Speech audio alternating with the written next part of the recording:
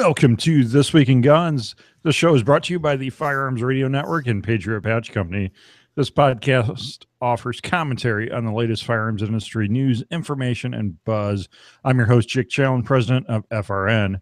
You make this show possible. That's right. You simply click through our Amazon affiliate link the next time you're shopping online, and a small portion of your sale goes to supporting pro-gun shows like This Week in Guns.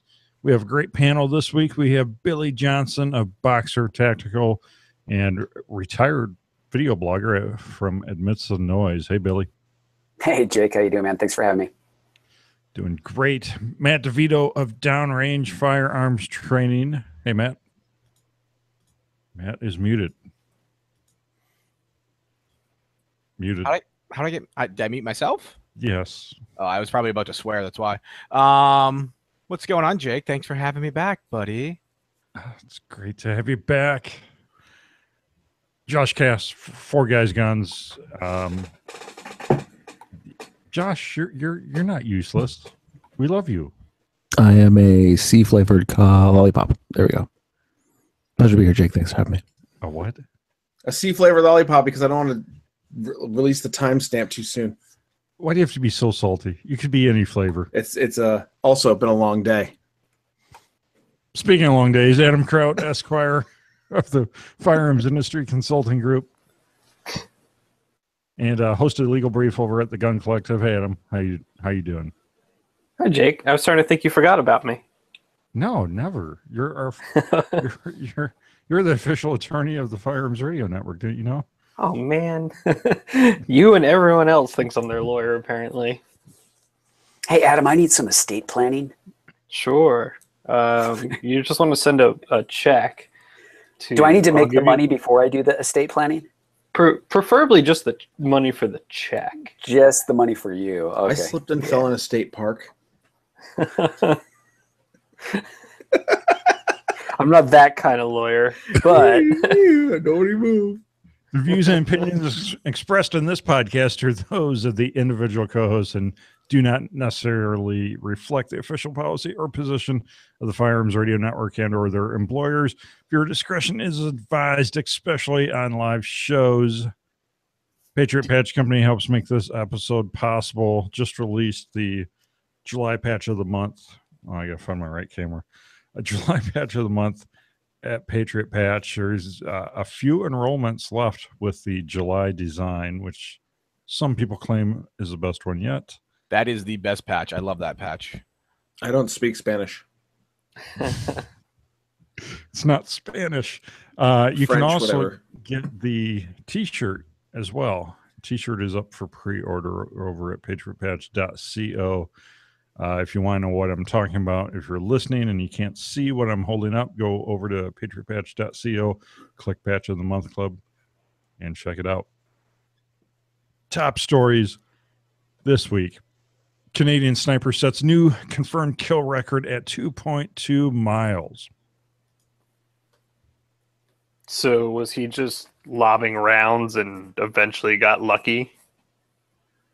That's how the last one went. Because I'm pretty sure at that point they're just like playing a game as to like, okay, let's try this.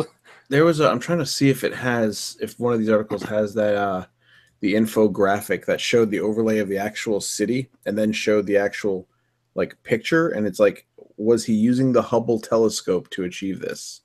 Well, do we know how many rounds like he actually fired to get that kill? Is it like, hey, I shot 100 rounds before I hit a target?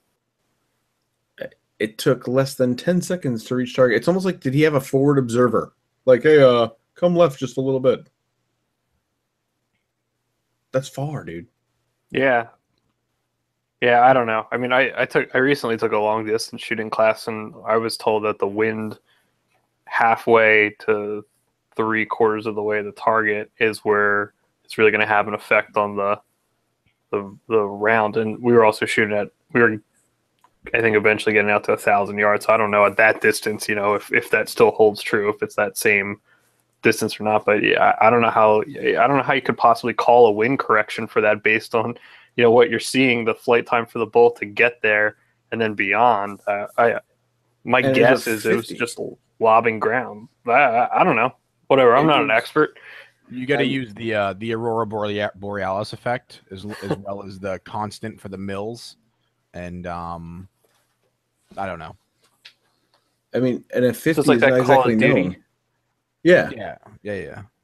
Every guy I ever known who's shot. I mean, this isn't the Barrett by any means. It's a Macmillan TAC 50, but the 50 isn't known for being like this super accurate round either, especially over long distance. So either way, it's awesome. I don't want anybody to think we're discounting the fact that this guy just clipped somebody from quite literally 2 area codes away. Since like none of us are really into long distance shooting, we're gonna have the long distance shooting experts right into me. I know it. Perfect. And in positive news, there's the rest of my week. Gun industry bands together to fight Sandy Hook lawsuit. Well, that's good. So we talked about this before, how the families of Sandy Hook were suing Remington for to basically go after Bushmaster, because the Bushmaster was a rifle used in that shooting, and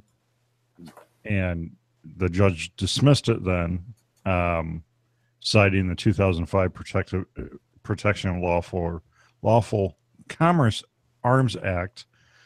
But now they're apparently filing again, and they're asking to be exempt from that law. How does this work, Adam? It doesn't. They're asking for. They're just being jerks.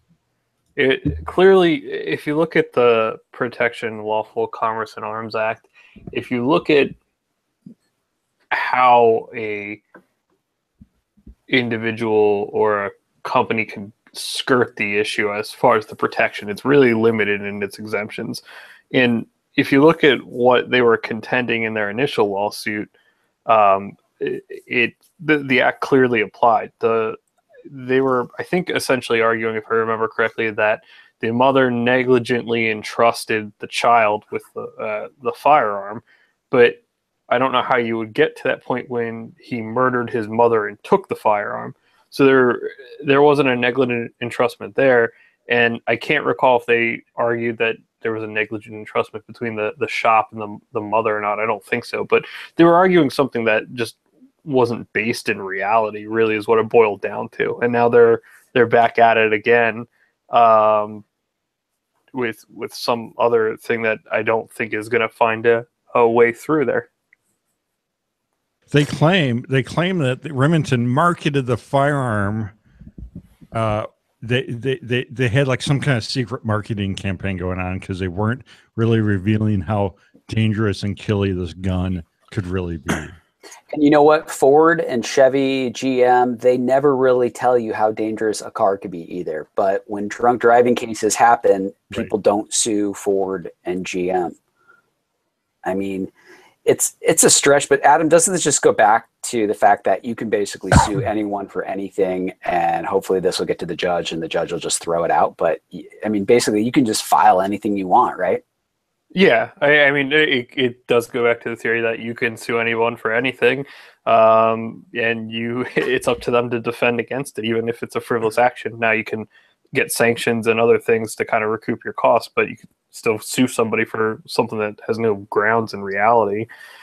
There are 6. I'm looking because I taught a CLE, and part of CLE was this, and I taught this section. There's 6 exemptions from the Protection of Lawful Commerce Arms Act. One is where a individual is convicted under the Gun Control Act or a similar state felony that by a party directly harmed by conduct of which the transferee was convicted. And I don't remember what that section is, but essentially the person who transferred the gun had to knowingly transfer a gun, knowing that it was going to be used in a crime of violence at the federal level, or an equivalent state felony. The second would be an action brought against the seller for negligent entrustment or negligence per se. So negligent entrustment would be supplying a qualified product, in this case firearm, to another person when the seller knows or reasonably should know that person is going to use the product in a manner that would cause an unreasonable risk of injury to others. The one that kind of is applicable here, I think, is going to be they can sue in an action where a manufacturer of, again, a qualified product, so a firearm, knowingly violated a state or federal law applicable to the sale or marketing of that product, and that was the cause of the harm for which they're suing for. And that one, there's a bunch of like subsections to it and an explanation to it, but essentially it's got to be specific. There has to be a law specific to that. There's case law out there that just a general law isn't necessarily applicable to this exception. There's been a couple of cases where people have tried to shoehorn that stuff into a broader statute that wasn't specific to a firearm. So I'll leave it at that. Otherwise, it gets boring, and it probably already was. So sorry, people listening. When Adam talks lawyer talk, it turns me on. That's good. Most people shut down and want to go to sleep. Yeah, no, it makes my pants tight. Still no word on my lawsuit. Hoping to hear something soon. Taco Bell made me fat. So let's move on to the lawmakers introduce the SHUSH Act to classify suppressors as a gun accessory. Now we currently have the Hearing Protection Act we've been talking about quite a bit. They're currently trying to paperclip that onto the back of a larger bill. But this is a new bill Republicans introduced this week, and it would essentially do away with the transfer tax, do away with everything. It would just be like buying sights or buying a grip over the counter, no paperwork. I like it. There's still no bill text on either of them on the congressional website. The one co-sponsor of this bill has an unfortunate name, Mike Crapo of Idaho. It's probably not how you pronounce it, but it's crap with an O on the end.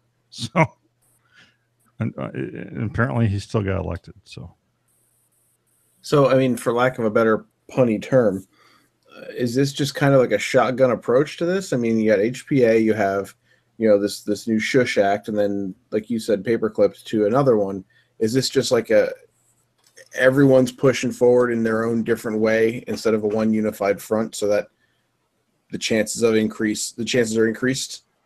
Hopefully one gets through, kind of thing, because they're all pretty much saying very similar things. Well, let's talk about that. So you have the HPA, which is sitting in committee in both the House and the Senate, and that's where it is currently.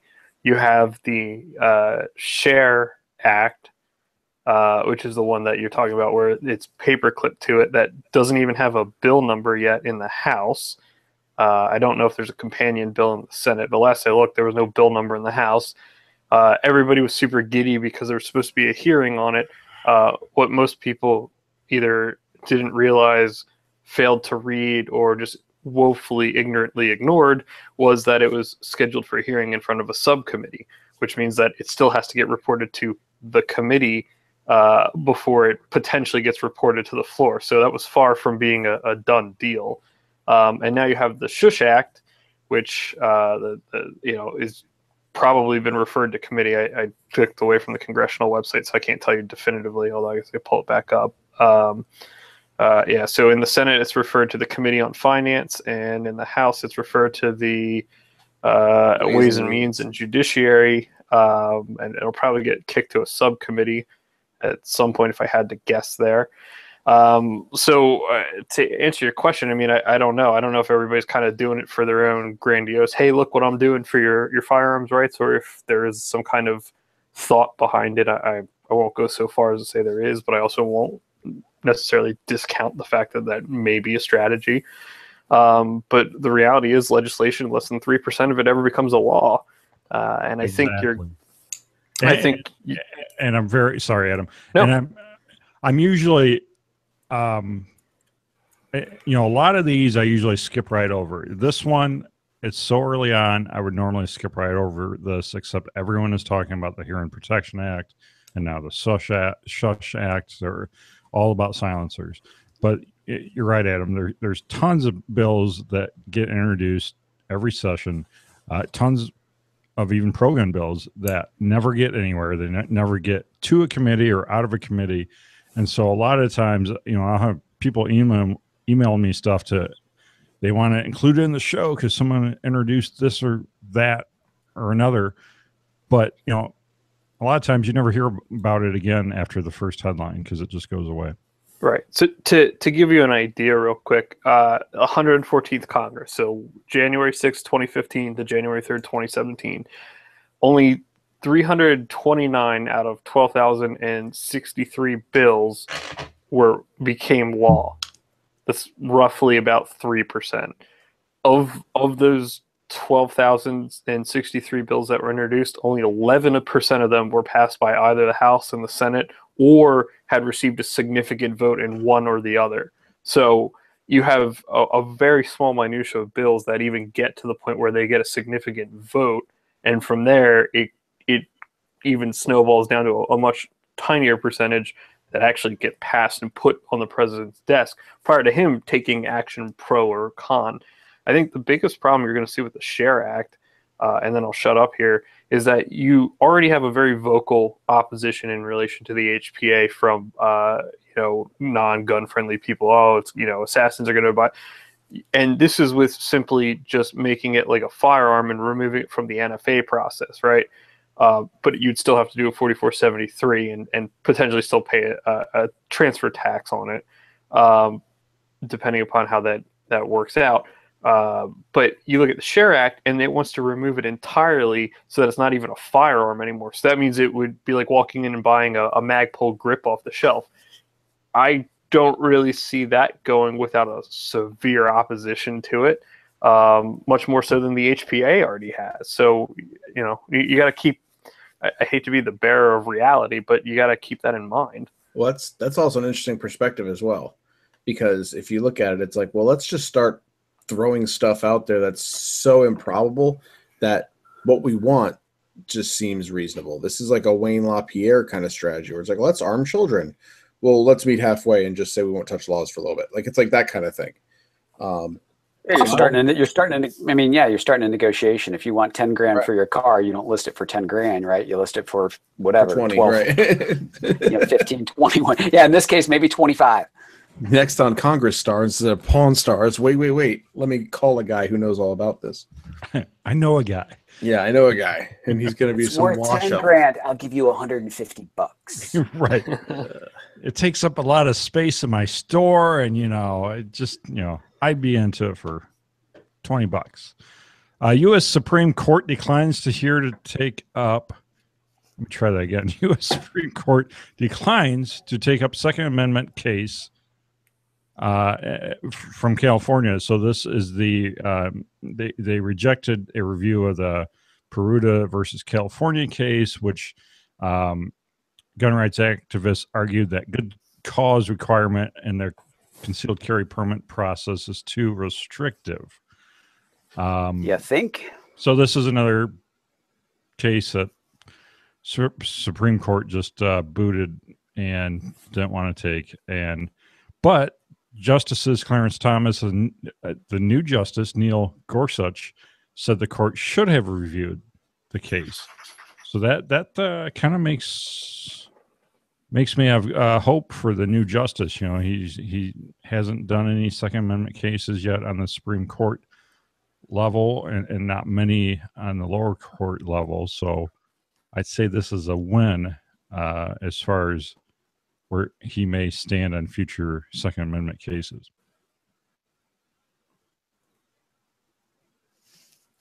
All right, no one else cares about California. Moving on. You broke up for me, so I don't know what you said. There's, we'll see. I mean, we get to it a little further down. If Kennedy resigns and we get another, really pro Second Amendment justice, then maybe it's time to try to push more of those cases.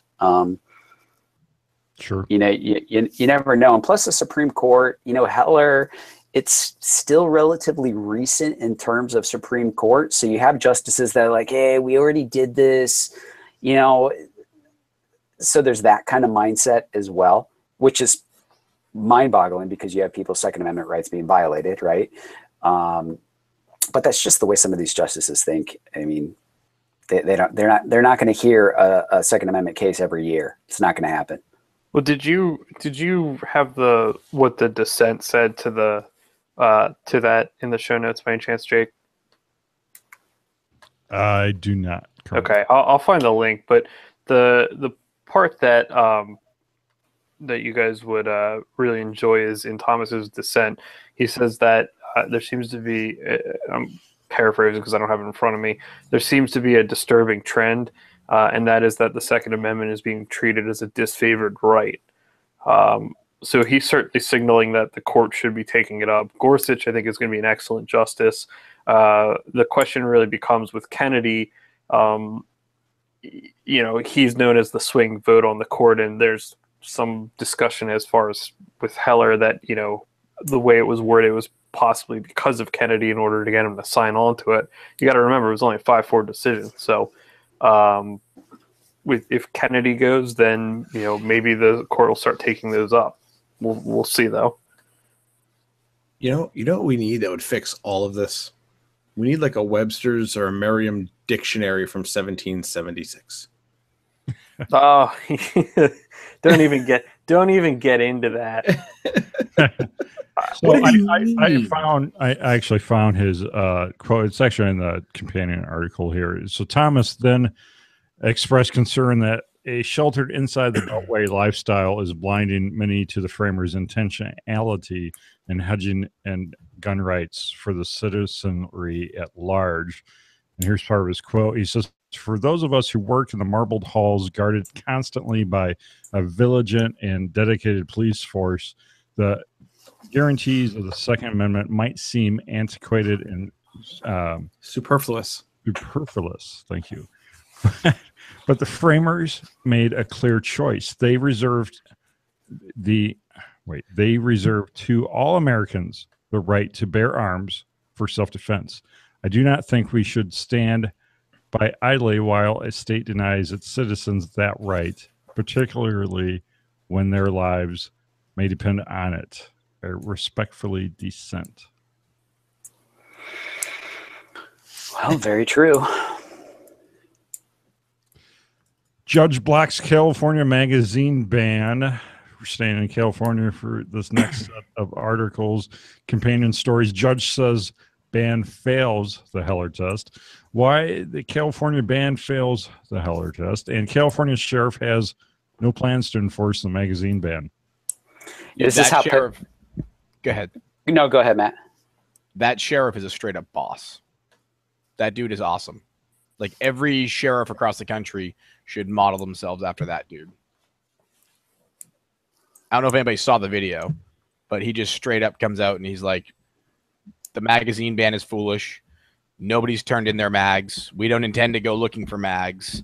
Well, as an elected official, I always said this, the sheriff is the last line of defense, in your county. I mean, they're your elected official. They're to carry out, the enforcement of laws. And they are really a last line that says, nope, not doing this. This goes against the oath, I took.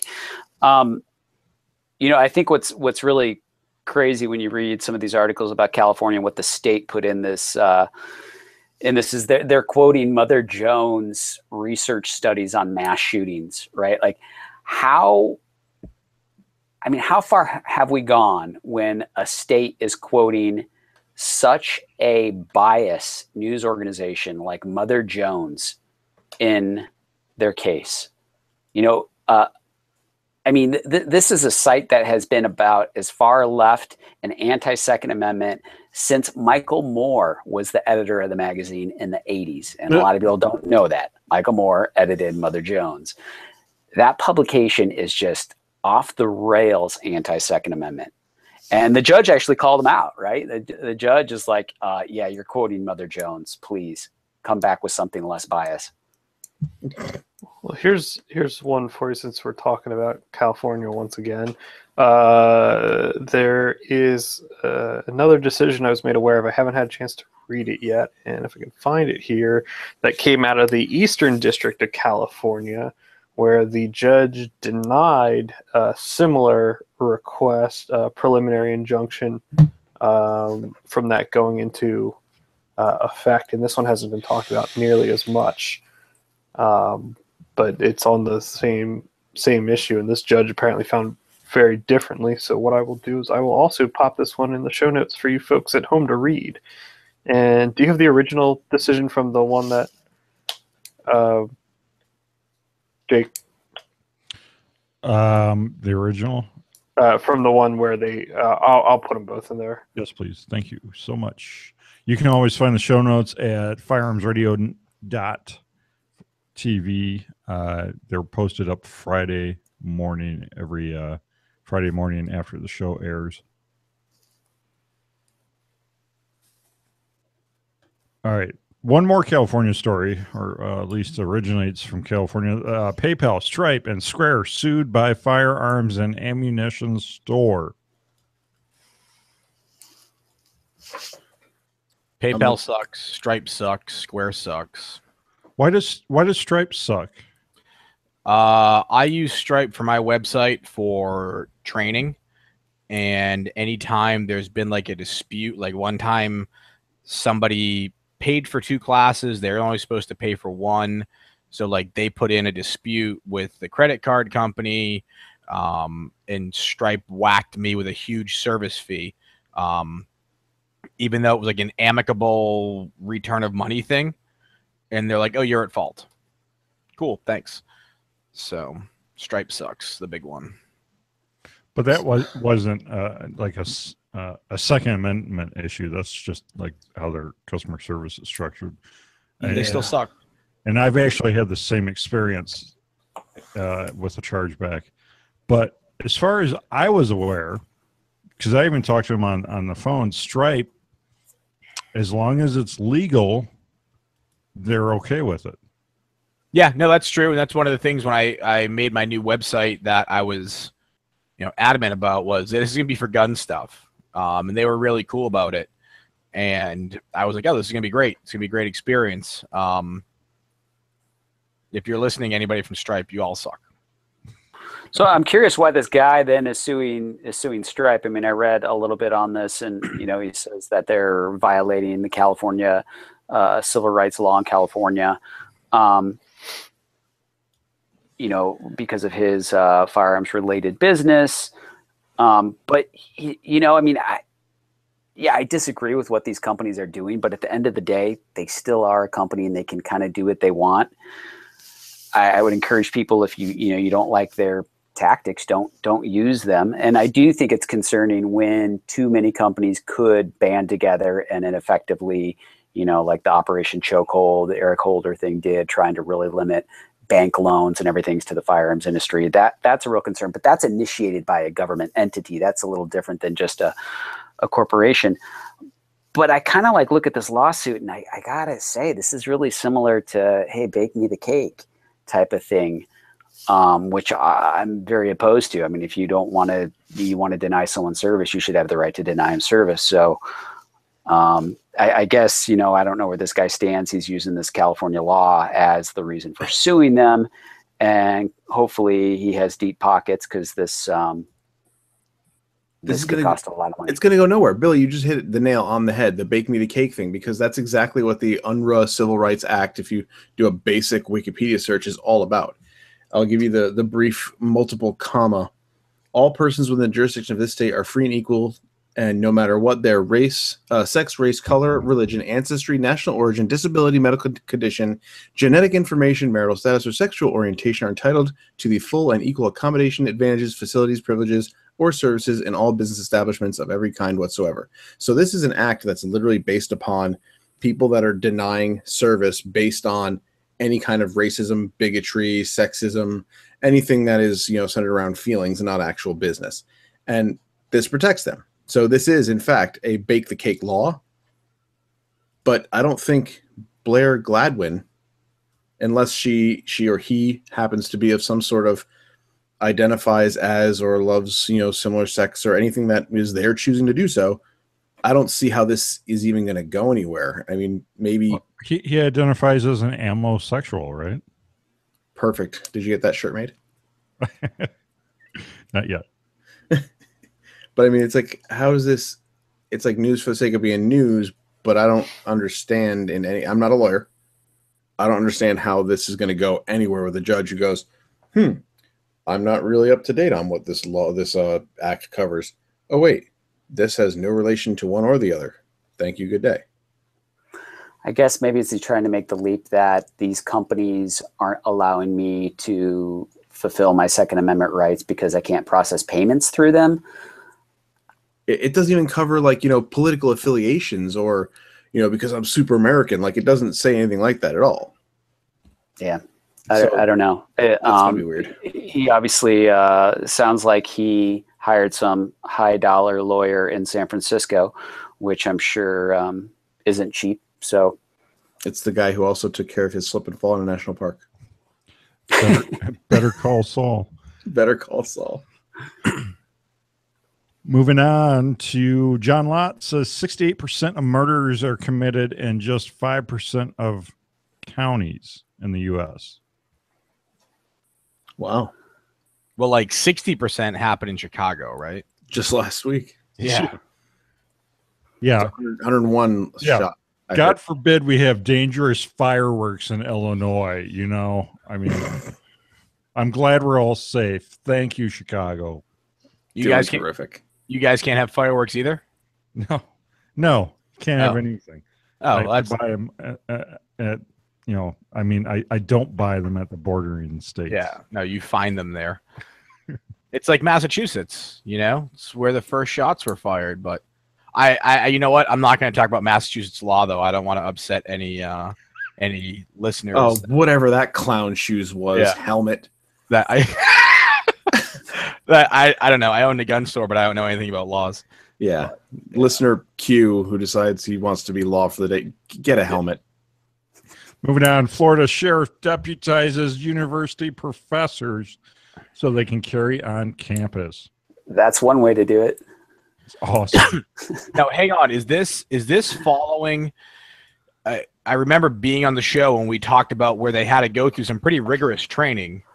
It was like a 24-hour training program to essentially get them signed off to carry a firearm. It does sound like they did go through a lot more training than what a normal like concealed carry class would be.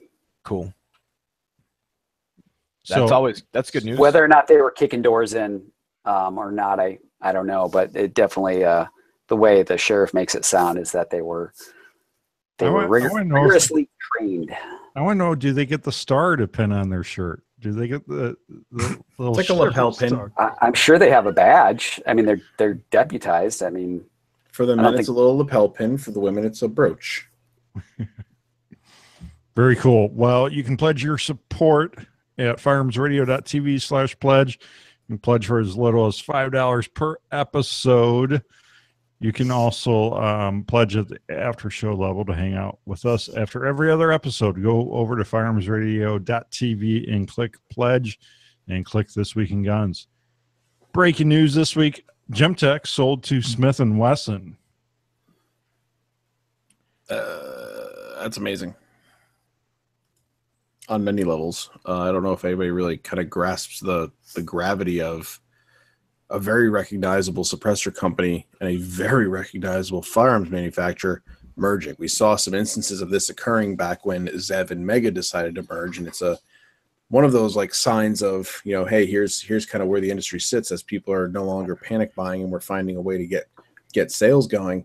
You have more partnerships, and the cool part about this is that Smith & Wesson now gets in its basket the same thing that Sig Sauer got in its basket a couple years ago, and that's now you have a major firearms manufacturer that can also manufacture suppressors. It's all in-house. It's all going to have the same marketing power and potential and capabilities that by themselves they wouldn't have had, even with a partnership visible online or in retail shops, like a bundle deal. This is going to have way more throwdown, and hopefully over the next 2 to 3 years, this is the kind of partnership that you will see drive prices down versus something like an HPA being passed overnight, like we were all led to kind of believe.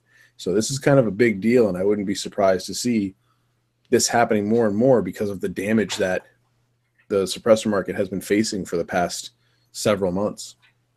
So they're obviously looking down the road to hopefully seeing a more friendly suppressor environment. But how awesome would this be down the road if either of the bills we talked about early become a reality, where you can go in and buy a Smith & Wesson AR-15 or fill in the blank with a suppressor on it and not go through any extra paperwork other than buying a gun like you normally would?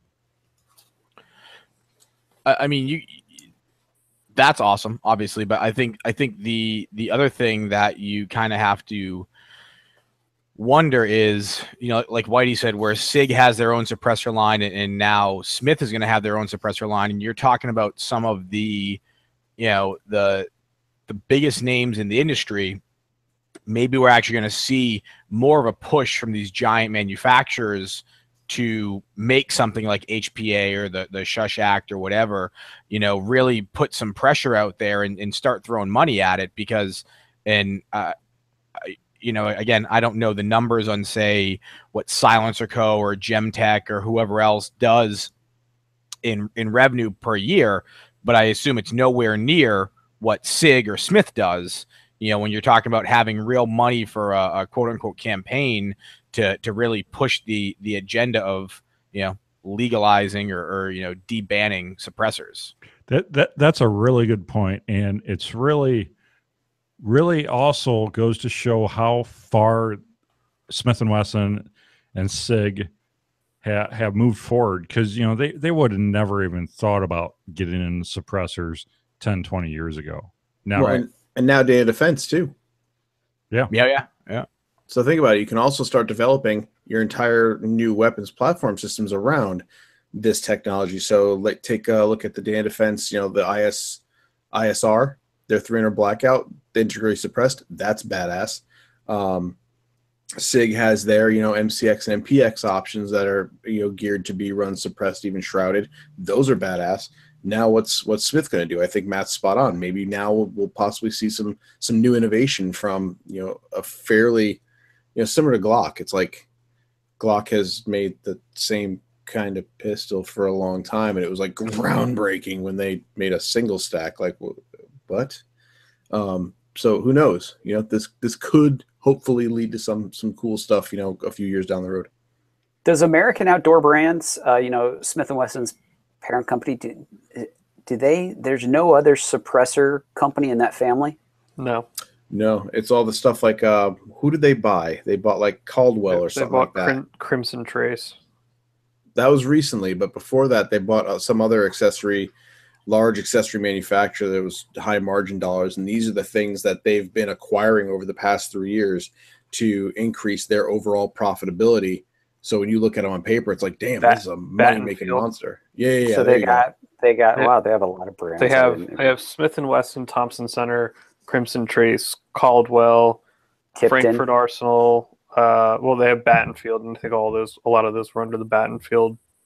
Matt Stagliano from Firelance Media, I'd like to give him a shout out. He just wrote a really great article kind of outlining the business back end of this acquisition merger, because he actually has a lot of experience in that field from his former life before the firearms world. So check out Firelance Media. I'll see if I can find the article to dump in the show notes. Yeah, that was a well-written article. I was very well written. When I first heard of this, I was a little conflicted, because I have a lot of friends who work over at Gemtech, and it's like, oh man, I really hope that it doesn't affect them or their jobs or what they've been doing. And then I remembered I owned stock in American Outdoor Brands, and part of me was conflicted again, going, But from what I was told anyway, it sounds like their sales guys, marketing, and engineering are going to be unaffected by this, at least for now.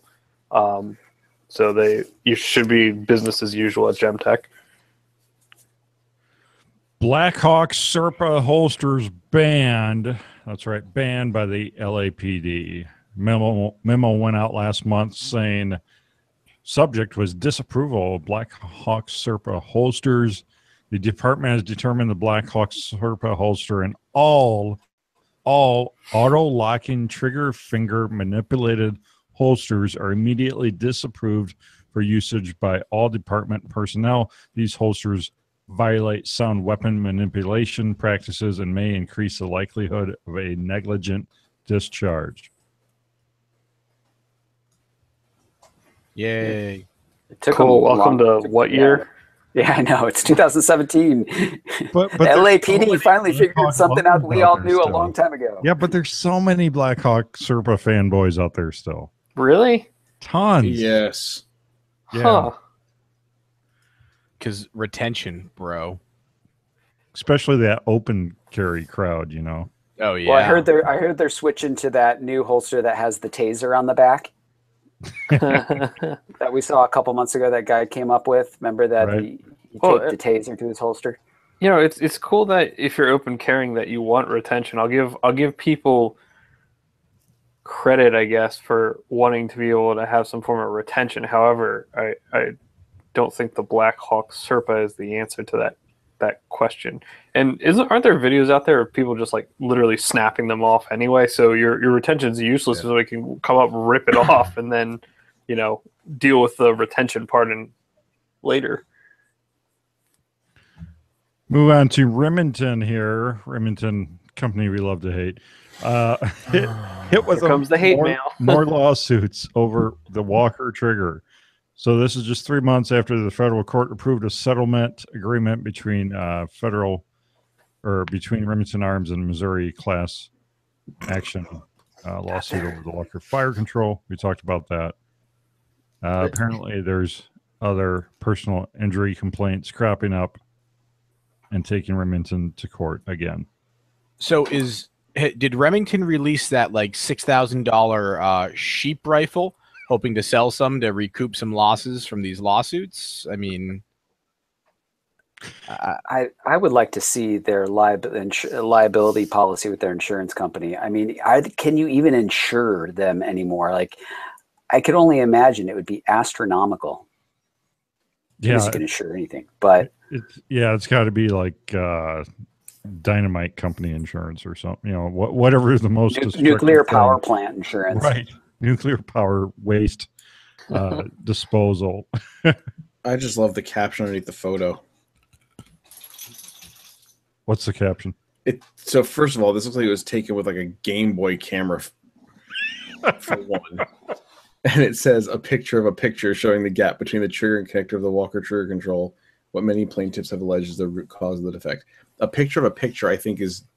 You remember when you were in like 4th grade and you got like that old school copy where they span the drum? It's worse than that. And there was like somebody's hair and like a coffee... Right, a fax of a copy of a photo from a Game Boy camera. They used a potato to take the picture. Yeah, it's like a 0.2 megapixel camera. Oh, I forgot the Game Boy had a crappy camera. That is awesome. Oh, too good. All right. Federal lays off more employees from Minnesota plant. So the company has downsized from 1,430 workers to about 1,246. So they laid off total of about 186 this year. It's going to be a trend in the industry. I mean, you can get 9 mil shipped to your door right now for $170. What a year ago it was closer to $300 almost for 1,000 rounds of 9 mil. Yeah. Well, not even just that. Stores are finally fully stocked again. Like my Walmart has been out of 22 up to like a month ago, and today I was in there and they were actually fully stocked even 22, and that's the first time in I don't know 10 years that's happened. Yeah, I mean, we're at a time right now where there's AR-15s for $400. I mean, I don't think we're gonna see ammo slip below what it was the pre-Obama years, but it's gonna get pretty close. And like the article says, the supply is there. There's too much. The warehouses are full, and nobody's buying it. I mean, I've talked to a couple friends that they own some larger gun shops, and they're distributors, and they're choking on product. I mean, because if they sell it for anything close to what they bought it at, or close to try and compete or undercut people, they're losing money. So if you look at what some of the online retailers are selling it for and the distributors, It's bad. There's a lot. Yeah. Distributing ammo it's got to just be a brutal game anyway, because the margins are already so thin on ammo, especially now. Yeah, and it weighs a lot, costs a lot to ship. Yep. How about you know, the 4th of July sales? You guys see any smoking deals on ammo or AR-15s? I saw 500 rounds of 9 somewhere for $65. Whoo, that is cheap. I think they're all remans, but still, it's like, what? So there's an AR-15 I saw for like 300. I posted it. I can't remember. It was like 300. It's like 379 or something, 369. 360. DPMS was it, or was it a Delton? Delton, Yeah, that's what it was. Oh, I yeah, knew it started with a Delta D. one. Yeah. I mean, you're still getting a Delton, so it's. So do you think we'll see sub $300 ARs before the year's out? Not one you want to shoot. Yeah, that might be pushing it. Yeah, exactly. I mean, even what Palmetto State Armory, I think they had complete Palmetto State 308s for like $500 over the weekend. Wow. I know they had M&P Shields with, after the $75 rebate, was like $200. Yeah, crazy. I mean, that's such an awesome deal for the Shield, and some of these ARs, even some, you know, some of them are El Cheapo models, but some are not. Some are, you know, guns you were paying $600-700 for just, you know, a year ago. You know what though? You know, I guess it's a double-edged sword, because now you can get somebody into an AR, and again, it's not the best AR, but it's the AR platform that used to say, "Oh, it's too expensive. You know, I don't want a gun like that," or whatever. You know, like maybe now you can start getting all the people that are the bolt action fans and, you know, the wood and steel guns, because it's affordable. You know, wasn't that the Springfield Saint? Wasn't that their target audience? No, that was just made by people, Springfield. Yeah, no, that was just people that would buy something from horrible marketing. It's, you know, you're opening the door to, I think, an entire group of people that may have, I don't want to say discounted the AR, but maybe had a bad taste in their mouth for an AR and didn't want one because of, one, how pricey they were, how expensive they are to feed. You know, where now people are like, well, hell, for $400, I kind of can't lose on it, you know? Right. So, I mean, I think it's an opportunity. And again, they're not the best guns out there, you know, the ones that are cheap money, but, you know, it's an opportunity to maybe reach an entire new market of people that may never have thought of buying one before, simply because it wasn't a gun for them or it was too expensive. And now it's, you know, because it's a little bit more affordable, it may be kind of appealing. So, but don't you kind of think that some of those people have gone away because, or like those people kind of came out of the woodwork when the gun craze was going on the last several years, right? Because their buddy was buying a gun and they're like, oh, I got to get in before Obama bans them. And I feel like when all that urgency kind of goes away, some of those people, they just kind of like, they roll off, right? They go away. I don't know. It just feels like a ghost town out there right now, as far as, you know, gun sales go. Oh no, I mean, it totally is. Don't get me wrong. It's 100% a ghost town. You know, it's what I'm trying to say is there's a whole new market because of how cheap and available they are. That, you know, again, think about the election this year.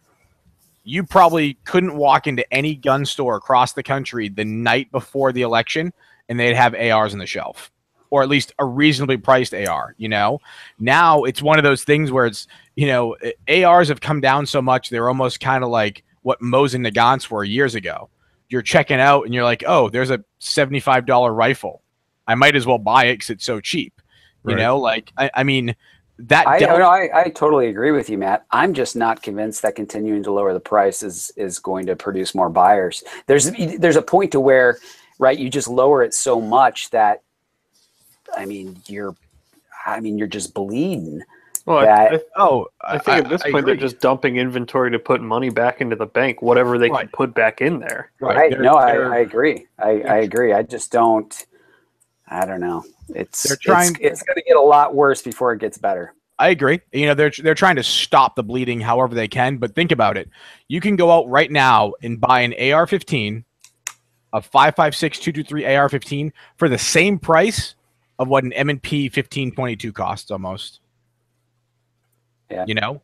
So again, for all those people that, oh, it's too powerful, it's this or whatever, you know, oh, hey, it's the same price at 22. Because think about how many people, and again, from owning a gun store, working in a gun store, a lot of people settled for the 22s because they couldn't afford the 223.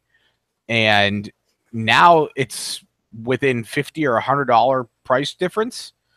So, you know, like I said, I think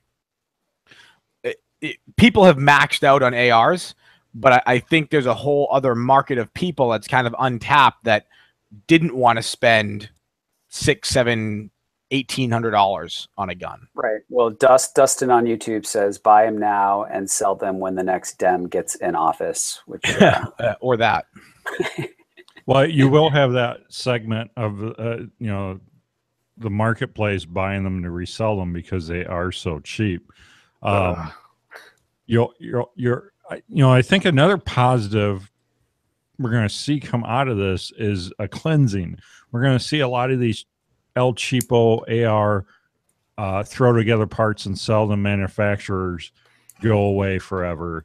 That, you know, some of these companies that maybe shouldn't have been assembling ARs and selling them go away, and really only the really good companies are going to last through this downtime and come out, you know, better in the long run, hopefully. On Facebook, Joe Paluzzi said the AK. You can't touch an AK for the price of what an AR is right now. Not even close. Not even like a banged up Wasser that somebody stripped the threads off of. Yep. You can't even buy a used junker AK, like an inner ordnance AK right now, for less than $600. I mean, parts kits. Kraut, you know, what are parts kits going for AKs right now? The one I bought for the one that I had built for me was close to $400. Yeah, for a parts kit. For a parts kit. That's without the cost of the build, the receiver, everything else. I just bought an East German parts kit, $900. Yeah, mine was a Polish one with I think it was a US barrel, but it was still close to $400. Yeah, and it still required the receiver and all the labor to make it a functional gun, which is far more than an AR. Maybe that's why I want an AK now, because it's a status symbol. Yeah, well, go be poor elsewhere. My damn AR-15. Okay, we have a recall notice here for Western Powders, the Ramshot powder, the Ramshot Hunter rifle powder. There's a recall. If you want to check out the show notes to check the lot number. But apparently use of this powder may result in high pressure loads and subsequent gun damage or serious personal injury. This is terrible. It just seems like a really horrible advertising ploy. We have to recall our powder. It's so powerful. Buy Ramshot. It's so powerful. We have to recall it. It's like the Black Talons. Now everyone. Oh my god! It's like Crazy Eddie all over again. I'm offended. I'm not necessarily offended, but somebody's offended here. We're to the I'm offended section. New York DA says national reciprocity helps the Islamic State. This is like a trend. Like the NRA helps ISIS. The Remington helps ISIS. Or it's like the other side here. They're like, yeah, like connect ISIS to pro-gun people, and then people are be anti-gun. I read that the other week, and if you look at essentially what he's saying there, like, yeah, he said that, and it's totally stupid.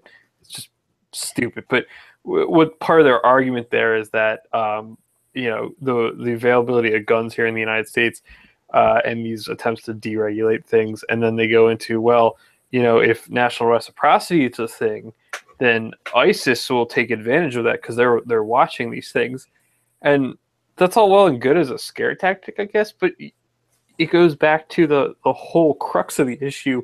If you're a criminal or a terrorist, you're not going to care what the law says anyway. So whether national reciprocity becomes a thing or not, I don't think ISIS is really going to care. They don't do the flow chart. Like that's all I can say, because I just recently got in an argument with not really an argument, it's the same stuff we do every day where it's like, I don't like guns because, and you debunk that, and well, what about the blank, and you give them the facts, and then blah, blah. There's a flow chart. We can go all the way back to the beginning. Like what was the biggest kind of eye opener for me, where it's like, you just don't get it, whereas, well, we live all the way out here, why would I need to worry about home invasions? And I'm like, because you live all the way out here. How long does it take the cops to? It takes me 10 minutes to get down this road. Do you understand? Well, I don't have anything they want. And I'm like, oh, but nothing you're ever. easy access. Right. We Nothing don't have bad home ever invasions. happens. No. We don't have home invasions. Have you not seen the heroin issue? I don't have heroin. Now they're definitely going to kill you. So do you have stuff? Is there like things in your house that are worth some money? Oh, nothing I have is of any value. Do you think they care? They're going to come check? Oh, I don't understand. I just want you to know I don't like guns. Good stuff. Good talk. I'm glad we spent an hour getting here. There is a home invasion, an unsolved home invasion. I think it's been about 2 years now, in just a town just next to the town I live in here in northern Illinois. And it was a like 80-year-old lady that her son lived with her, 60-year-old son lived with her. And the guy or guys came in, and I don't think they wanted anything but their car, and they beat them both to death. Took their car. They found the car in Chicago, abandoned a few days later, completely unsolved. Have no idea who did it. Just quiet, safe town, safe area. House was not like in town. It was a little ways out of town, but still kind of by other houses. So it was out of the way area. But yeah, I mean, random terrible things like that happen, and people discount it, never think it's going to happen. But it does. People. Ignorance is bliss. So moving on to Sig Sauer Range causes stir after bullets land in highway. Happened up in your neck of the woods, Whitey and Matt. Yeah. The Sig Sauer Academy in New Hampshire. It was reported that some lady driving on the highway thought she hit a rock, but when she had the windshield replaced, it turned out there was a bullet, a projectile, buried in her dash. Buried in her dash. I think we Buried. had a good conversation about this real quick on the little group chat or whatever we were talking on, where it's like everyone immediately wanted to go ahead and point a finger at Sig and be like, oh, well, because they're unsafe. And in reality, I think we have to look at how many people in the past just 4 to 8 years alone have acquired firearms. We've already established on this show and previous shows that you're not seeing the firearm sales or ammunition skyrocket anymore because there's no fear driven. So we have people that are used to spending an X amount of money on firearms related stuff, but now they don't need any more stuff. So the next evolution is for them to go get training. So Sig Sauer is seeing a lot more people than it ever has in years past getting training. So eventually you're going to start seeing some NDs or some negligent rounds, sailing over berm, whether it be accident, ricochet, anything of that nature. And I think I saw a picture of the bullet somewhere, and that thing was beat up. It didn't look like, anyone who's seen pictures or been to a vehicle CQB or anything like that kind of course, when you put a round into a car, whether it's a windshield, whether it's a hood or anything like that, most times it'll peel the jacket off or it'll, stay whole and just be squished. This thing looked like it had like this scrape on it, and it was super oxidized. Now, it seems to me like it was some sort of freak accident, but it's now happened, I think, like 2 or 3 times, and now they actually allegedly have shut down that particular range where, I think it's like literally a mile off the backstop is where Route 3 or Route 111, 101 northbound goes. Yeah. But that's it. And then somebody tried saying, oh, they're going to shut them down and thank God Sig will be gone. It's like, well, no. Do you realize how many law enforcement agencies train at Sig Sauer Academy? The FBI alone. It's not going anywhere. they'll make their wall higher, and we'll all move on. Well, and again, there's no evidence that it came from the range. You know, somebody had a really good point. I don't know if it said in the article or whatnot, but a lot of guys at my work have been talking about it, and that could have been a projectile that was kicked up from the ground. You know, I mean, how many people, show of hands, how many people have been to a range before here? Okay. How many people have gone to the range and you step on a piece of empty brass and it gets stuck in the treads in your shoe, and you get home and you take your shoes off, you go, what the hell is that scraping? Yeah. Oh, it's a piece of brass. That could have happened to on the bottom of somebody's shoe, the tread of somebody's car, you know, something fell out in the back of the bed of somebody's pickup or whatever, and it landed on the road as a piece of debris.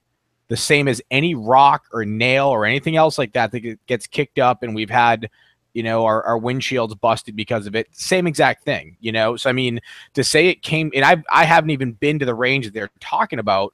Guys that I work with have trained there, and they said unless somebody was like had this extreme angle purposely shooting over the berm, there's no way it could have happened.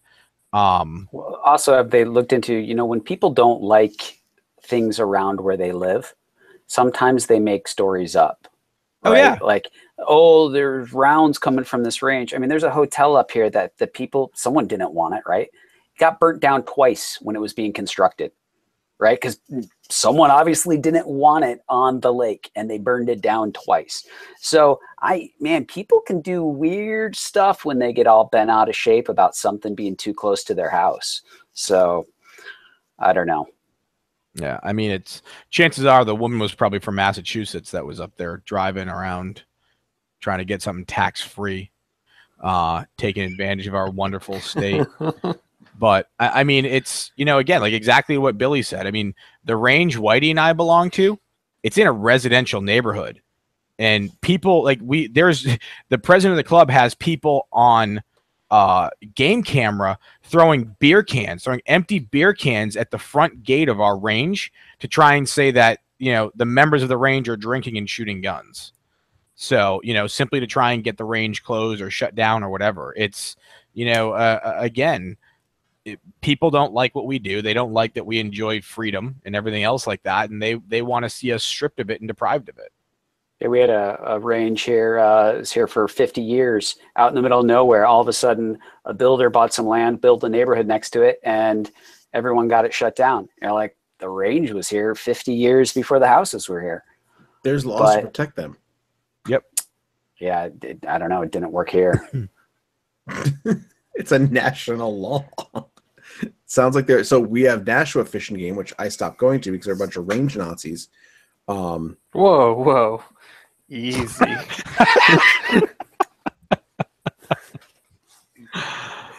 Do we want to start reciting prayers together, Adam? No, I'm good. So these guys, they literally were in the same boat. Were a bunch of developments, but Nashua Fish and Game had been here for like 100 friggin' years, and they were doing that whole concession thing. Well, we won't shoot between these hours. We won't do between this, because they feared fighting the legal battle, even though the law was on their side, more than they, you know, feared anything else. It was like, and it just became too much. They installed cameras in every bay. And this is an outdoor range as well. They installed cameras in every bay. The RSOs who were retired from the Korean War like 20 years prior, you know, they are 40 years prior, they were just like sitting there staring at cameras all day, just waiting to call you at work and be like, hey, you were on lane 5 at 6 o'clock, you know, in the afternoon on Thursday, and I'm pretty sure you shot cross lane, and that's a distinct violation of rule 762-51. You like that? Snuck that in. I like what you did there. And it's ridiculous. And if people don't know laws, again, same person I know that I had the argument with, there's a difference between not knowing your rights and giving them up. And it's your responsibility to fix both of those. Is Voda Consulting mentally challenged? Oh, they changed the headline. The original headline is Voda Consulting retarded, I thought. Why are we even discussing this? Yeah, stop. Okay. Jesus, Jake. Moving on. The answer is yes, by the way. You can contribute to the Firearms Radio Network and This Week in Guns by shopping our Amazon affiliate link. or by clicking the Amazon banners on the website. In case you are a fan of Voda Consultant, he does a lot of fancy knife work. So you can get some pretty cool knives on Amazon. Just make sure you use the Firearms Radio Network affiliate link before you do it. With discount code VODA. He's on our show next week, you know? Do you want to talk about this, Jake? We can talk about this. No. Can I come on the show that week? Oh my God. I'll hang out after. We should do pay-per-view on it. It will be awesome. Right? Do the big like wrestling, boxing promos and everything. Yeah. Firearmsradio.tv/Amazon. You can bookmark that link and you can shop Amazon.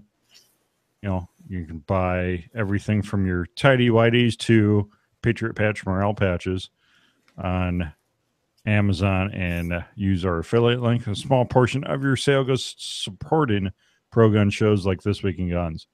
We're to the full auto news segment, stories the real media won't talk about and other crazy stuff. Each of the hosts picks a story here to call their own. So who's ready to rock and roll? I'll go. All right, Billy. I'm taking it before someone else takes mine. Brentwood, California. This is Northern California, not Brentwood in Los Angeles.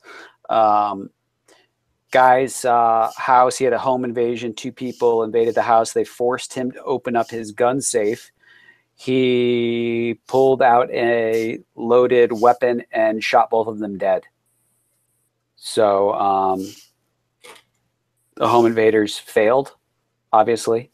I don't know how this all went down. There's some details missing here, but they forced him to open a safe at 11:15 p.m. at night. The homeowner armed himself, and there's actually a video on this one. He had a home security camera, and you can just see it's pointed towards his garage. You can see a couple really bright flashes, and then him on his driveway. And police showed up, and both of the home invaders were dead. So the lesson learned here is don't be a home invader. Play stupid games, win stupid prizes. Right, yeah. Yeah. The more you know. Okay. Matt, what do you got? Oh, yay. I was going to ask to go next anyways. Gun amnesty turns up World War II resistance cache. There's some incredible guns in this collection.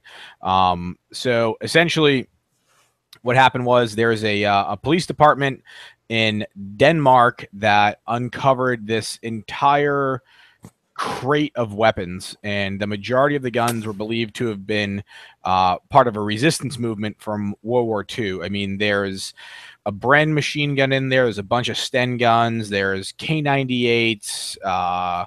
What else can I see in this photo? There's some, it looks like a Panzerfaust, some anti-tank stuff.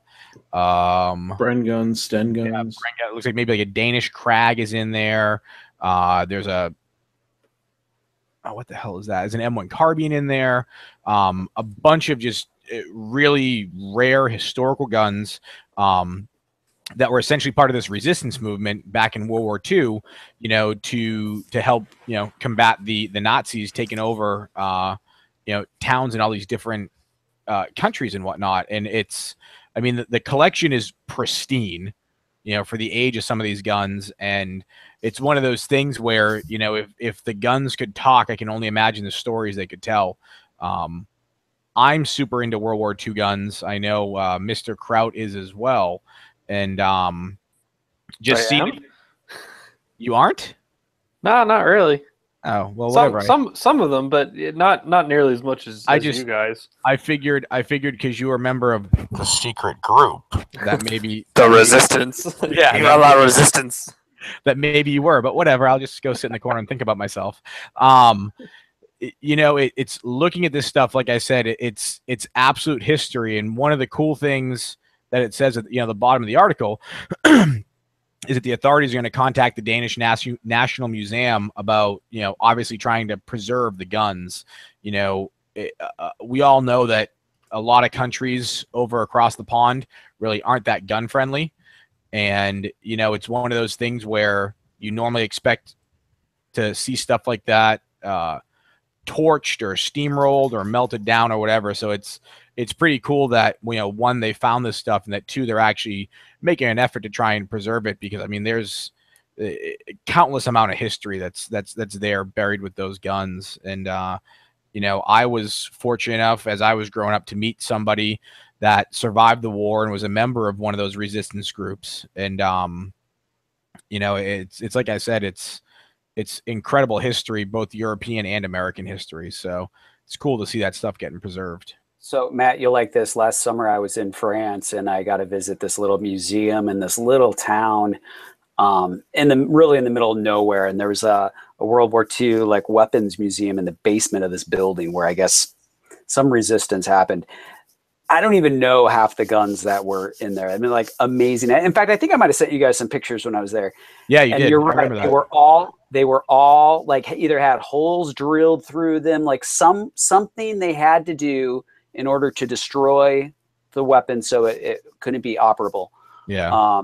And they were all like, they're like, none of these work. None of these are even close to working. Or they fill the barrels, you know, they pour cement in the barrel or something.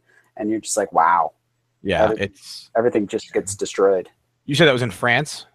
Yeah, it was gosh. Did they have a lot of white flags with the guns? White flags with the guns? Where are you going with this? Wait, what? Well, I mean, the French. Yeah. I'm sorry. Well, this was the last stronghold the Germans had in France, which is the I can never pronounce it. It's right near Strasbourg. But really cool, just little town. And every little village you go to like that, there's like some history of, you know, the village, and where like this was the basement where they held off, you know, the Germans, supposedly. Yeah, that's cool. I love that stuff. I thought Adam did too, but whatever. I'll tour that stuff all day. Get me on a bus and take me around to those places. I love seeing that stuff. Yep. All right, Josh, what do you got? Honestly, it's 3 sentences. The whole article is 3 sentences. Perfect. Jacksonville, Florida. A Florida man shot himself in the penis when he sat down on a gun. The Jacksonville Sheriff's Office said that the man was getting into his car and sat down on the gun in the driver's seat. He ran back into his apartment in a panic, bleeding. His girlfriend took him to the hospital where he was taken into surgery. There's 4 sentences. 4 sentences. I miscounted. Law, not math. Okay, Adam. Now that's some journalism right there. Fox 7 crushing it daily. You missed the man's vehicle was impounded by the sheriff's department, according to Fox 30 Action News. I cannot be held accountable for things underneath clickable links. Jake throws a lot of clickbait at us. He does. I'm literally looking at female newscaster bloopers. It's not something we should be sharing with family. Tabs are your friend. Stay on topic. Okay, so poor guy sat on his gun. It must have been some unique holster he was using. What is this? It was a Serpa, I think. Oh boy, we're gonna get complaints from Blackhawk tomorrow. Billy, what do you got? I already went. Where are you at? Did you? Who didn't go? Adam? Yeah, I didn't go, but that's okay. Obviously, you're not even listening to your own show, Jake. Yeah, stay on topic, Jake. I'll listen to it tomorrow, damn it. I do what I want. You're not my real dad. Wow. What do you got, Adam? So I've got armed Patriot, that's in quotations, accidentally shoots self in leg at Gettysburg battlefield. So as you may have heard, Antifa was planning a large protest in quotations at Gettysburg this past weekend. So a bunch of people decided to show up and counter protest / protect the battlefield because there was rumors that they would destroy stuff, and they ended up not showing up anyway. This guy brought a revolver with him and accidentally shot himself in the leg. Apparently the revolver was inside a leg holster where he accidentally triggered it, and boom, he shot himself. So they, I guess officers that were there, because there were a lot of police, supplied a tourniquet, and that may have ended up saving him. When the police went to unload the gun, it discharged a second time. And so apparently this guy's going to be okay, and his gun was defective. So what have we learned from this? Number one, if you're going to carry a gun, make sure you carry a gun that's a safe gun to carry. Number two, don't shoot yourself because it makes us all look bad. That's all I got. Well, and I heard at Antifa they didn't show up because their moms wouldn't give them a ride. Oh, I heard that That's what it was. that was fake news. No, like legit, dead serious. One of the guys at work was talking about it, and somebody said, I didn't read it, I didn't get eyes on it, but they said they also read a news article that was a, leftist thing that was put out that nobody actually shot themselves. I would think you'd be able to get a police report. And there's images on the news article of somebody getting loaded into a... yeah, but that could be a stock photo. Well, let me see. I mean, there was no police report when True Exodus ended in the bathroom at Walmart. And here we go. Okay. Moving on.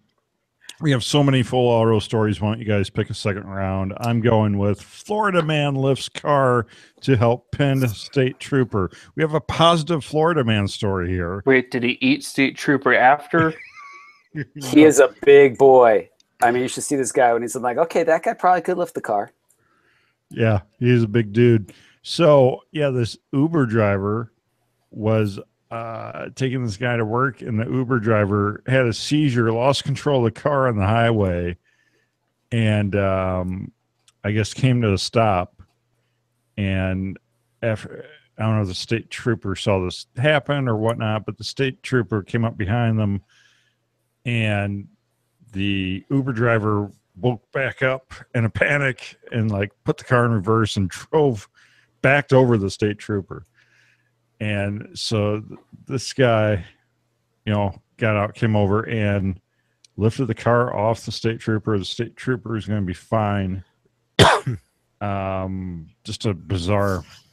Yeah. So when someone's having a seizure in a car and they're in the driver's seat, don't walk near the car. Right. Well, I'm sure the officer didn't know what was going on. I think the guy called it in, but anyway, I think it's great we had our first positive Florida guy story. we go pretty hard on Florida. Now, Jake, next week, could you get a pro Remington story in there? Progress. Boy, let me look at the R51 reviews and I'll get back to you. All right, who's got a second round here? Armed 11-year-old saves family from charging bear. So apparently this family was walking to a fishing hole in the Alaska. A bear came out of left field, decided that the porridge that it was eating didn't taste good enough, so it wanted to see what humans tasted like. Charged this family, and apparently the spineless uncle jumped out of the way, leaving an 11-year-old in the middle of the bear's path. The 11-year-old fired a shot, didn't phase the bear, fired a second shot from his shotgun, which I guess was apparently just bird shot, and shot the bear right in the face. And as the bear was falling to its death at his feet, he pumped one more round into it and killed him. That's having been pretty close on the ground with some bears, and only black bears that are a lot smaller than the bears they have out in Alaska. That's a pretty brave little 11-year-old. I'd take him on my zombie apocalypse team any day of the week. That's crazy. The second round hit the bear right in the nose and traveled through the neck. The third round dropped the bear. That's nuts. Bird shot too. I mean, so it's that's impressive. Yeah, not packing that crazy of a punch to, obviously enough to do the job, but you think of, I know guys use a 12 gauge and they use slugs, and it takes sometimes 2 or 3 rounds from a 1 ounce slug to drop a bear, and this little dude did it with 2 rounds of birdshot. This little dude's going to 5th grade with his junks just tucked into his socks. No one is cooler than this kid. Bears are scary fast too. They're not dance until the end of prom. Yeah, you ever drop a bear face to face with a 22 and some buckshot? No, didn't think so. Your girl's mine now. Dude, not only scary fast, they're scary quiet. Everybody sees like these big dumb animals. Dude, they appear out of nowhere. Yeah, that concerns me. I'm going to Glacier in the fall, and it's like the middle of September and huckleberry season in the backcountry, and they're fattening it up for winter, and that makes me a little nervous. Yeah, good for you. That'll be fun. Yeah, hopefully I don't die. Yeah. Hopefully you wear the Patriot patch I'm your Huckleberry shirt. Oh yeah, that'll. I'm sure Hopefully- the bear will love that. Hopefully you end up like those dudes in that other video. They were playing with the bear cub. Like it came over and was like just hanging out with them. Right. That was crazy, that video. Can we talk about that for a second? Because that was gnarly. Totally unrelated, but... Okay, Adam, let's talk about it. What happened? So Matt posted this video on Facebook of these guys where they were camping or they were set up by a river, like having lunch or something, and this bear cub just came up to them and like was looking through their stuff. They were petting it. It was kind of climbing on them. And I'm sitting there thinking, what kind of idiot plays with a bear cub? Because Mama Bear can't be too far away. And if Mama Bear comes, she's going to murder all of you. Yeah, I saw that too. I was like, what are these guys doing? So here, you play with the bear. I'm hiding in the truck. Yeah. Dude, there was a unrelated kind of, but related, another story. It popped up on my Facebook. A dude woke up like 3 a.m. A bear, and it was a big bear, like 400-pound bear, had been in his house for 5 hours. Oh my God. It's literally like the chillest bear ever though. Like it stands up on its back legs, it opens the fridge, it starts eating stuff out of the fridge. Like he has it all on a surveillance camera in his house. And I don't know how he woke up like 5 hours later and thought there was a home invader, and it ended up being, Yogi Bear just chilling, drinking Budweiser and eating pizza. That happened once before in some Marine barracks or something like that, or some army dude, and he like wrestled him. Like he fought the bear. That was a full-on news story, like on this show. Yeah, that's years ago. Years ago. Yeah. Marine fights bear. All right, second round. Anyone else? I got a couple in here that are really cool in my opinion. What do you got, Whitey? One is this digging up ammo cans from the bottom of a pond after a year. So I'm watching that video right now. That's so Yeah, I carry metal ammo cans when we go to the range. We do any videos, things like that. There's always just 2 to 3 ammo cans full of just shenanigans, and I hate them. I hate the metal ones to the death because they're just heavy. They're heavy. The clicking closure mechanism is just a pain in the junk. It's just terrible. And everyone's been telling me recently because I need to pick up some more. Oh, just get the plastic ones. Just get the plastic ones. Watching this video? Nope. I'll deal with it. I'll take the metal. Yeah, I can't believe how rusted these things are. And he opens them up, and the ammo is dry as can be. Pristine. And the plastic ones are filled with water. Just cooked. Like this, the latch doesn't close that rubber gasket tight enough. Yeah. So To stick metal. To the credit again of metal ammo cans, when my house burnt down, the entire roof came down on top of everything. Everything in the metal ammo cans was like it was untouched. Like there was even some distortion just from the heat in the metal, but the ammo inside was all fine. I've shot it. And again, the plastic cans, everything is like they kind of melted on top of everything else. But metal ammo cans for the win. Did he dump an ACR in the pond as well? I can't listen to the video while we're doing this, but he's like showing that the barrel is loose or something like that. But why would you throw an ACR in the damn pond? Well, it's made by Remington, so of course it's going to be loose. Right. Buzzing. Stop. Why are the Remington hate? So this reminds me of, we had a couple years ago a story of a couple that bought a house that ended up having a long forgotten bunker in the backyard, a fallout shelter from the Cold War era, and it had been flooded for years and years and years, but it had supplies stored in those steel ammo cans, and they were like floating in the water and stuff, and they opened all those up, and they were all pristine. All that, they had like toilet paper, toothbrushes, and whatever you'd put in a bunker type of supplies, and yeah, the cans are all rusted, nasty on the outside. Everything in the bunker is all nasty and rotted, deteriorated. except the stuff in the ammo cans were preserved. And those are, floating in water for maybe decades. All right. Anyone else? Nobody's going to touch the rimfire match one with a 2x4? Go ahead.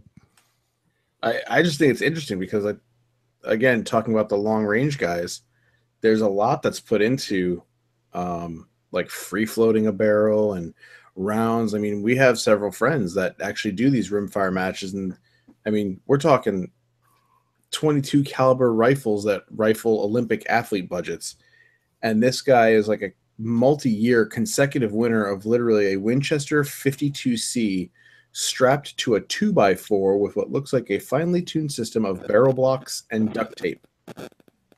He allegedly also used a half of a Powerade bottle for a cheek rest. I don't get it. I'm confused. So I think he was just out there to prove that you don't need the fancy stocks, the fancy bedding, the fancy anything. You can just strap. And he's using Wolf. Yeah, strap it to a 2x4, use the cheapest ammo out there, and still win. This the Wolf ammo is actually really good ammo. The what's it called? Here's something similar. Guy duct taped a Savage to a 2x4 and hit steel at 1,000 yards. This is actually shenanigans. Like, this should be removed because Teledyne Systems is the actual predecessor to the Dracos barrel system. So that barrel technically isn't free floating, but it has insulator between the actual barrel and the harmonics and all that. But I digress. You say Wolf 22 ammo is really good?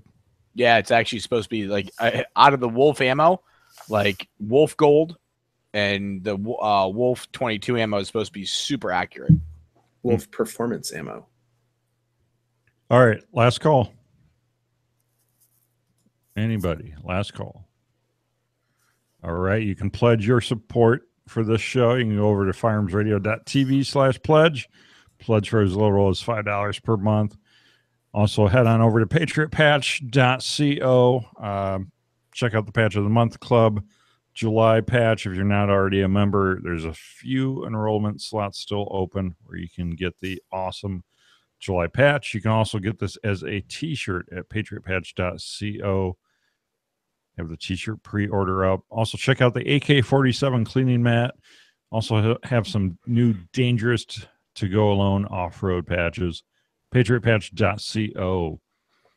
Well, this is the part of the show where we see what these guys are up to and where you can connect with them online. So, Matt, what's going on with downrange firearms training, and where can people connect with you online? You can connect with me at DRF Training on the Instagram, the Facebook, the Twitter, and the chat snaps. My hunting account is at Matt DeVito Hunts. I kind of took the beginning part of the spring, summer off. I was in an academy for a department, and I'm done now, and I'm officially signed off and good to go. And I have an actual real schedule now. So the training has kind of been on hold and in limbo. But we'll be kicking back off here in the next week or two with a schedule for the rest of the year, and get some classes going and hopefully see some folks out in the range and going on a couple of hunting adventures. That's about it. Doing the damn thing. Very cool. Whitey, what's up with Four Guys Guns? Where can people connect with you online? You can find us on Facebook, Instagram, and Twitter, occasionally Tumblr, at Four Guys Guns, all one word. We are a little behind the 8 ball. Tomorrow I wanted to release the new season, I guess, of the weekly drill down with our friends over at Granite State Indoor Range and Freedom Munitions. So stay tuned for that. It might be a late photo finish if I can get this all banged out. Spent a little bit too much time at Nana's house for Independence Week, but yeah, we're going to have that. And we're also doing a new series called Drill of the Week, and we're going to look for a little bit of audience participation on that one to recommend stuff. To start, we're going to stick with what we know, which is drills we've done in the past and stuff from the RE Factor Tactical Essentials Shooting Guide, which actually has a bunch of really cool drills in it. One of them's actually named after me. Just because I'm going to be ostentatious like that. Cool. And that's it. Check us out. Billy, what's up with Boxer Tactical, and where can people connect with you online? You can connect on Facebook at Boxer Tactical, on Instagram at Boxer Tac. That's TAC. And our webpage, we got a lot going on. Man, trying to launch a new website. We've got a lot of changes coming. I think I mentioned this before, bringing all our fulfillment back in-house. We're moving our Arizona shop back to Michigan, where I am, and bringing the shops back together. That's happening in the next couple of weeks. So actually, we're going to be kind of shut down for a week or so while some of this happens. Still have the website open for orders, and you'll see a big banner that'll say things aren't going to ship for about 7 to 10 days.